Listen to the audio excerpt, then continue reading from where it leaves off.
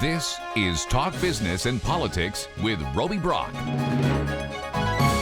Joining me now, John Brummett, columnist with the Arkansas Democrat-Gazette. John, always good to be with you. We're a little bit later in the week than we normally are because we wanted to get Election Day behind us. Was it a Super Tuesday for you? I didn't say anything super about it, other than the utter predictability of it, mostly. Now that I've said that, Steve Womack's narrow margin might not have been predictable, and the three-candidate closeness in the Chief Justice's race might not have been predictable, but it really didn't surprise you. And that's not super. Nothing has really fundamentally changed as a result of people voting yesterday. Yeah. Now let's take those two races. Let's take those two races you just mentioned. Let's begin with the Womack-Penzo race, that primary up in Northwest Arkansas in the 3rd Congressional District. It was a lot closer than people expected. My analysis of it, just kind of in curt form, is you've got the establishment wing of the Republican Party and you've got the Trumpier version of the Republican Party, and you saw those on full display in a low voter turnout election there. I think the low turnout is a factor. I think your instant analysis is good, but remember, just to flesh that out, Womack got a lot of across the aisle praise for standing up to MAGA, Trumpism on the Jim Jordan speaker vote. And he simultaneously has become somewhat respected in Washington as a straight shooter, as a guy who might go against the grain from time to time on matters of his integrity, like on budget and spending. And I think for the emerging, still growing MAGA movement in Northwest Arkansas, getting praise from the other side is damning. I just think that's where we are. I think you get written up nicely in the Washington Post or talked about on a network in a way that's not party line for Trumpism and the politics of disruption, then you look like a quasi deep stater. And I think that's what I knew that. I mean, you knew that was going to be a factor, but you didn't think you'd look up and it was 70% of the vote in, it's a 5,000 vote difference. And you begin to think, wow. And then about that time last night, the national media began to take notice, and they began to speculate this may be the last time Womack runs if he has to go through this time, because the opponent had no money. He was just there as the default MAGA person against the guy who was resented for being too popular with the other side. I think that's a big part of it. Good call, I think, on that as well. All right, in the Supreme Court Chief Justice race, we did have 4 candidates, but those 3 that you mentioned, the 3 sitting justices, seemed to play musical chairs all night long, with one of them in the lead and another one in the lead and another one in the lead. And we do finally get a Karen Baker versus Rhonda Wood runoff in the November general election. I thought this was a little surprising in that I saw a lot of visibility from Barbara Webb, who finished 3rd and close, almost in 2nd place, and Rhonda Wood, both out there visibly spending money, raising money. You saw them. Karen Baker almost stealth in this campaign, yet she's the one leading the ticket. How do you explain that? I think she's a voter sponge somehow. That's just a characterization. It's not an explanation. Remember, she was up for re-election and got opposed by a Republican Judge Gunnar DeLay, and conventional wisdom is that head-to-head, a person judged before his name in Fort Smith who has Republican identification is in good shape, and Karen Baker, simply put her name on the ballot, didn't lift a finger that anybody could see, and just routed him. So this time, she puts her name on the ballot, doesn't spend any money that I could see, doesn't send out any materials that I could see, does a couple of low-profile public forums where she performs rather haltingly, not well, but not many people saw them, and just sat there and absorbed tens of thousands of votes to get in the runoff with Rhonda Wood, whose candidacy was all about energy and having some ideas for how to improve the improve the courts administratively, who is young and active and has a higher and seeks a higher public profile. And they keep out of the runoff what I call the first lady of the Arkansas Republican Party, Barbara Webb, who I must say, you asked me 3 weeks ago who was going to lead the ticket, and I said she would. She didn't. I mean, there's not much difference.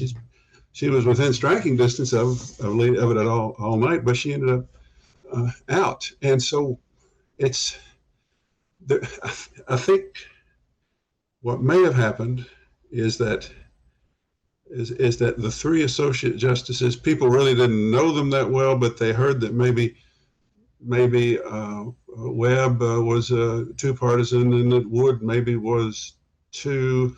So they split the Republican majority and the minority, but a substantial one of Democrat leaners who didn't want to go that route, went with her by default. Whereas some, you might think they might go with Jay Martin, many might have gone with Karen Baker. That explains it in part, but she's done this before. She's been on the ballot and just won enormous votes without seeming to lift much of a finger.